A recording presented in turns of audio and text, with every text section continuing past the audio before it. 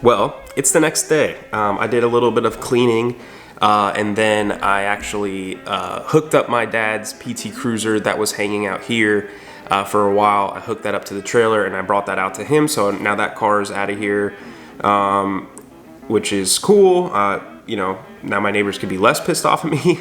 But anyway, so I ended up having to pick this up the next day, and basically what I'm thinking is I think I'm gonna make myself a sheet, like a sheet metal forming station, where I could put my shop bag and kind of hold some forming hammers, which I only have one at the moment, but you know, I plan to collect some more over time. So I'm thinking I have some old rims from my dad's '58 Buick, and I have an axle out of the rear end that I narrowed for the Rambler. So if I, you know, combine those two things and make a stand out of it, it'll be nice, like a nice heavy base, and it won't move around a lot when we're using it, and I can also try and like tilt it on the side and roll it out of the way, and it'll also be able to come apart, because the idea would be I'll take the axle and I'll put it through the wheel, and I'll bolt it from the backside like you normally would with a wheel. And that way I can kind of take it apart if I have to, if I need to make any changes to it, or maybe down the road I want to change it completely. I can kind of take it apart if I need pieces off of it, which I don't think I will. I'll probably end up selling it if I ever make another one. But I think what I'll do is I'll make this, there's a bit differences between the wheel and the axle. The axle is 5 by 4.5, and the wheel is 5 by 4 3/4. So the wheels are kind of shot. I mean, you could use them on a project, I guess, but I'm more than likely just going to make the holes a bit bigger so it works. It doesn't need to be perfect. It just needs to bolt together. And then I'll probably end up having this like sandblasted and powder coated like gloss black or something. And then I was actually thinking about getting a beauty ring for the wheel, and kind of like a chrome beauty ring, and snapping that in there so it just kind of looks cool. I don't know. And all the pieces I'm gonna make for it, which is gonna be really simple. I'm thinking just the stand. I'll cut some racks on the CNC to slide over the axle, and I'll weld that on the top and then on the bottom, and maybe like reinforce it with some angle. And like some triangle cut pieces I'll also make on the CNC. I might not even need that, because if I cut it out of 3/16 steel, it should be, I would think it should be plenty to hold some hammers, especially forming hammers. Like if you have a nylon hammer or wood hammer, like one of these, like Harbor Freight things. Like if you've got one of these, they weigh next to nothing. So 316 steel is kind of overkill for this, honestly.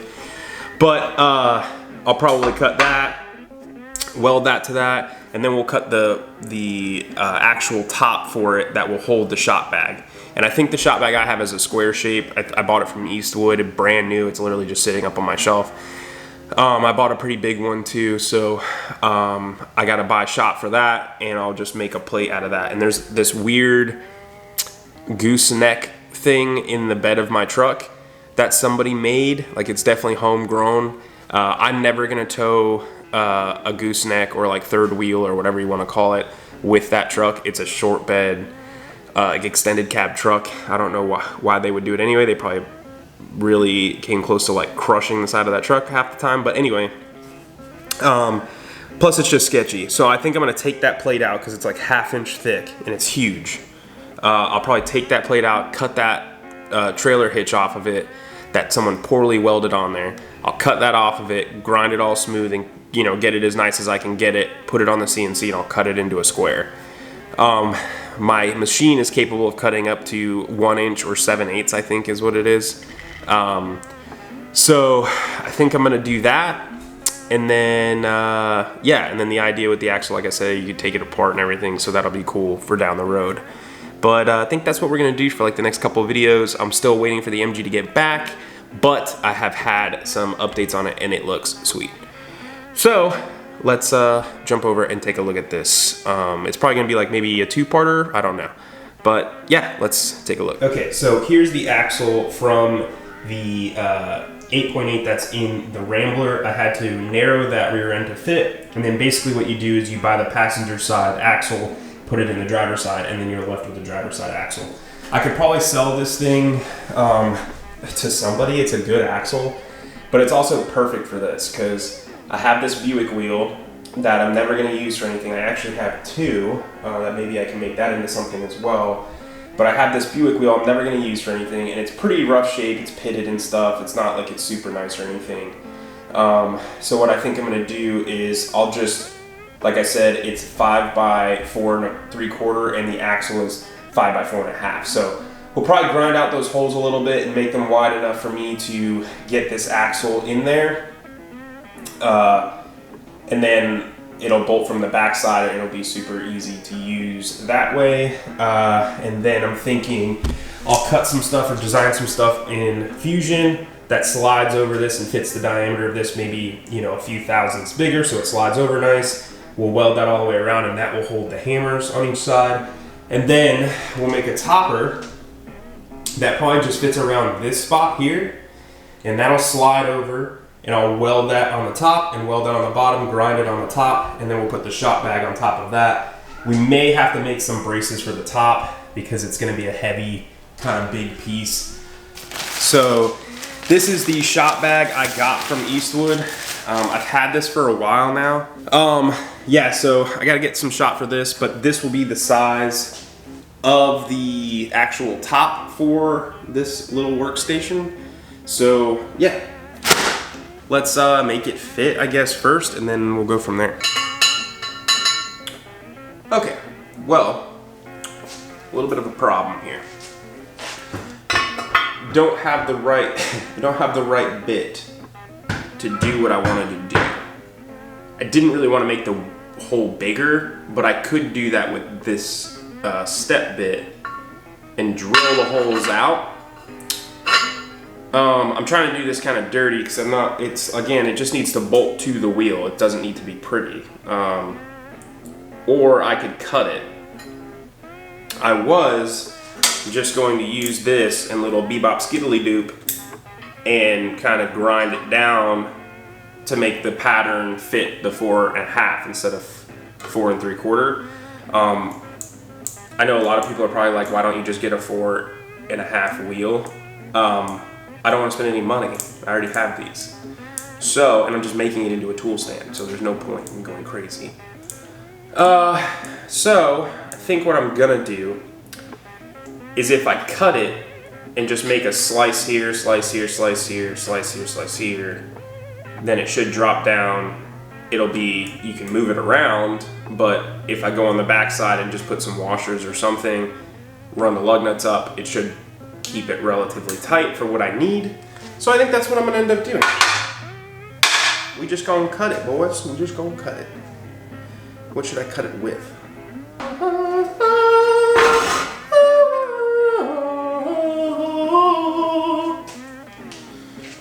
Stay here. Hold that.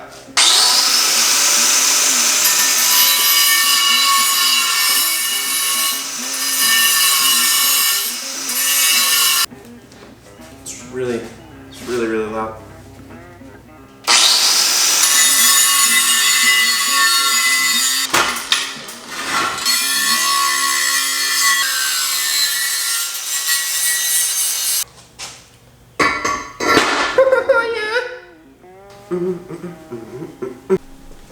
Look at that. Look at that there, peeps. It fits. And if it fits, it ships. So, yeah, that worked. That worked out well. You can't really see that I completely destroyed the wheel, but before you start crying about it, yeah, this is going to get good use out of it. And now I just need to find a way to bolt it together. So I need some nuts, and then we'll be all good. It's not gonna stay in there. Okay. Oh yeah, dude. Oh dude. It's quality cuts right there, my guy. Oh my god, it couldn't be any better. It couldn't be any better. I don't even think we're gonna need any washers. I think this is just gonna work the way it is. It's like I like designed it. You know what I mean, dude? You know what I mean, dude? It's so freaking cool, bro. Send her home, Sally. Send her home, Sally. Send her home, Sally. Oh yeah. Oh yeah. Oh yeah. It's quick work of that right there. Quick work of that. It's kind of good height too, you know, for bebop skiddly doodle. Here, let's do this. Yeah, you can see me in here, so comes right up to the waist. That's perfect. The plate will add a little bit of height. The bag will add a little bit of height, so you can hold your steel and your mallet.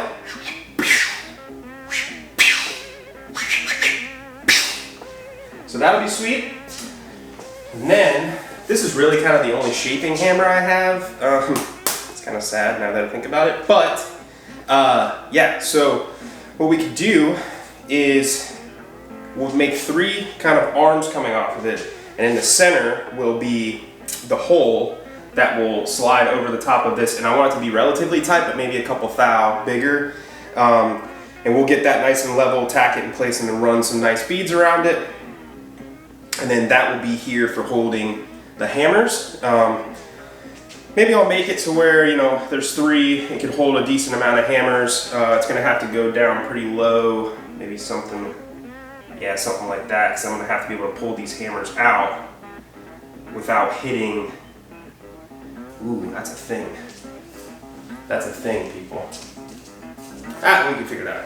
But yeah, so let's take some measurements off this thing, and we'll design something right quick and then cut it out. That's probably gonna be, let's see, what do I got? Maybe we'll do 1/8 inch plate. Let's get cracking, homie. Okay, got the machine fired up. I'm in fire control, which is the control for the Langmuir Pro thingamabob. CNC's fired up. Compressor is on. I gotta set that to 35 amps and probably 55 PSI, which it's already on. 35 amps. This is kind of what the guy told me, Chris Lee on Instagram. He said 44 inches per minute, 35 amps. And he said some other stuff that I already had set in the machine. So we're gonna load this up real quick. Baggy Daddy 3000. Open that. Now, one thing I did mess up here is I should have looked at the material I had before I did this, because I could have cut it long ways on this piece fairly easily, but instead I have it straight up and down. I don't know if you could flip that in fire control. I don't think you can. So what you have to do is move the machine around manually and find a good spot on the material that you have to cut it appropriately. So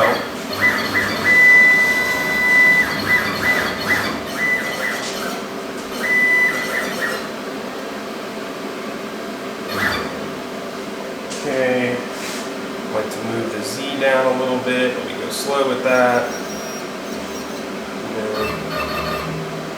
Okay, it's about there. And we'll zero all the axes. So what did I say? That was about 3 inches wide, right? So that looks about right. It's going to cut this way. So we should be ready to go. I have to set the THC off, which is the torch height controller on the machine. I have it, but again, I need to do a review on the table itself. I've had kind of a few issues with this machine since I've bought it, and it works the way it's supposed to, but I have to shut the option off on the computer to get it to work, or it like gives me a warning or an error. So anyway, I will go to work. 0, THC is off, machine is on, air's on, everything's good, we're all set. So fire it up.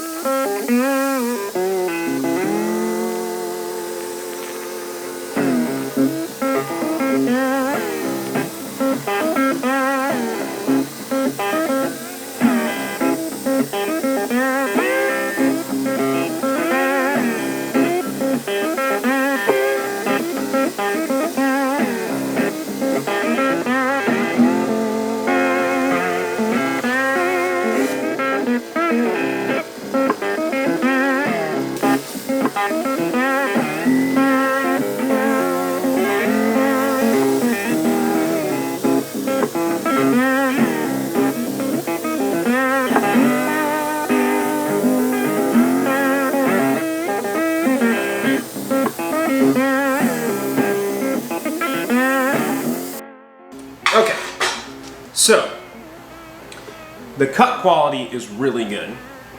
Now there's a few problems that I feel like I can see with the way my machine is set up compared to what the guy was recommending to me on Instagram from his cuts. He was literally showing that he was just like wiping the dross and the slag off with a rag. I think the main difference is I have no coolant in my bed right now. Another flaw I think with Langmuir is the fact that they have a 2-piece coolant bed for it. So it leaks, it tends to leak. So mine leaks pretty bad and all the coolant comes out of it. You can see it was really rusty in some of the shots. I literally had every intention of cleaning it before using it again, but I wanted to do this right now, so I did it. But yeah, I think the dross is coming off easy. I just have to chip at it, so there's that. But other than that, cut quality is pretty good. So just minor changes on my end, and we'll be golden, that pony boy.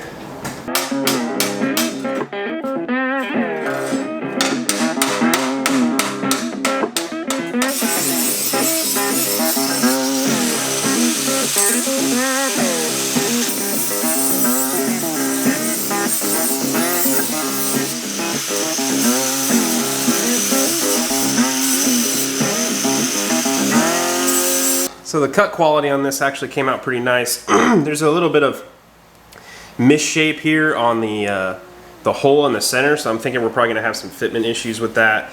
But besides that, it's pretty decent. I feel like if there was coolant in the bed of the cutter, of the plasma machine, we would have had even better quality out of this. But I'm still kind of learning with the CNC plasma.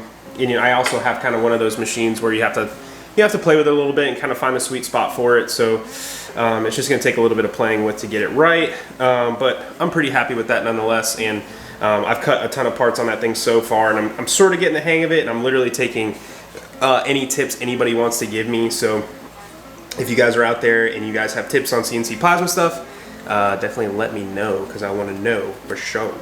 Let's test fit it, I guess. Okay, so let's try this thing out real quick.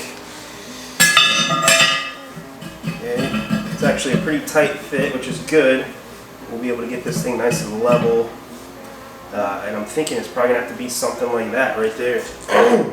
Mallet, which I need to get more, obviously. I don't know if it's gonna hold it, it's not welded or anything, but yeah, I mean, it'll hold it just like that. And then when we're using it, take the mallet out. This is something I'm gonna have to figure out too, because as you can see, like pulling it straight out, if there's other hammers in there, I'm gonna hit the bottom of this plate. So we're probably gonna have to move this thing down pretty good.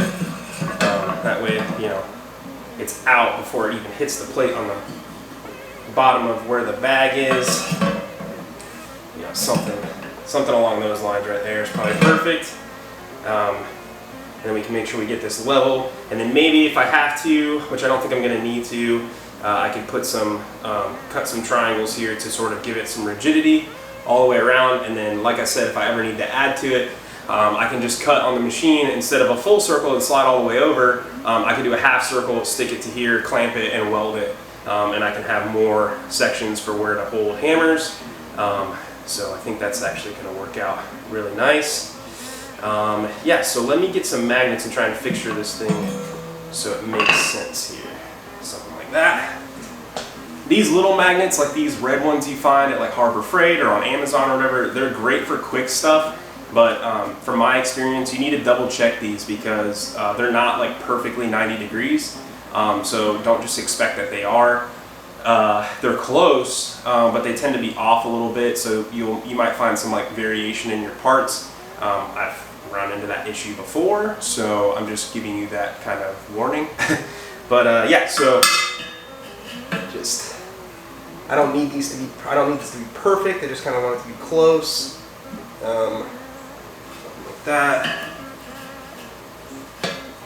Like that. And that should be about level. Looks pretty good to me. But just quick, pretty dang level right about there. So let's fire up the welder and see about getting this thing tacked up.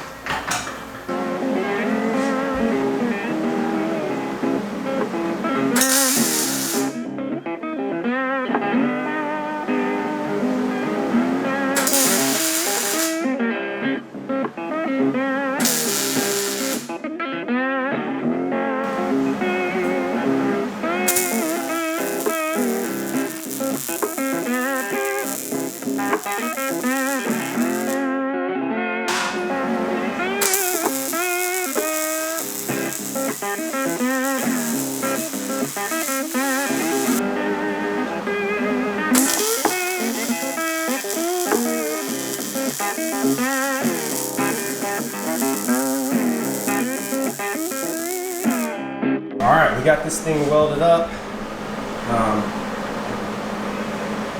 Ran some pretty good beads on there. I don't think this is going to go anywhere, so we should be able to put some hammers on here and kind of take a look at what it's going to look like. So let me grab some stuff. Like I said, don't have a ton of shaping hammers, but I've got my body hammers and stuff. Maybe we'll put those on there for now. And then maybe we'll do a part 2 on this for cutting the top. So I think we're getting pretty close here. I think this thing is turning out kind of cool. Like, I'm already pretty excited about the way it looks. Got dirt all over my face, sorry.